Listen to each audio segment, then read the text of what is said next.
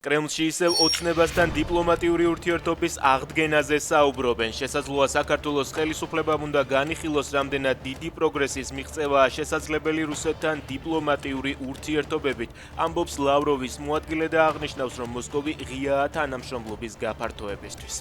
კალუზინის თქმით, დიპლომატიური ურთიერთობების აღდგენის საკითხი კვლავ საქართველოს პასუხისმგებლობაა.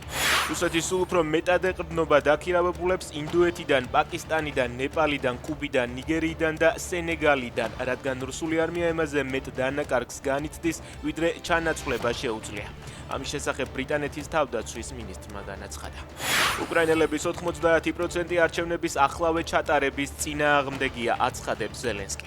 უკრაინის პრეზიდენტის თქმით, არჩევნების ჩასატარებლად ომის დასრულება ან სულ მცირე ცეცხლის შეწყვეტაა საჭირო იმისთვის, რომ მოქალაქეების უსაფრთხოება იყოს დაცული. თუ ვაშინგტონსა და თეირანს შორის შეთანხმება ვერ შედგება, ამერიკა მხარს დაუჭერს ისრაელის მიერ ირანის ბალისტიკური რაკეტების პროგრამაზე დარტყმებს. CBS News-ი წერს, რომ ამის შესახებ ტრამპმა ნეთანიაჰუს აცნობა. ჯერჯერობით გაურკვეველია, რომელი ქვეყნები მისცემენ ამერიკას ფრენის ნებართვას ისრაელის თვითმფრინავების საწვავით შევსების მიზნით პოტენციური დარტყმისთვის.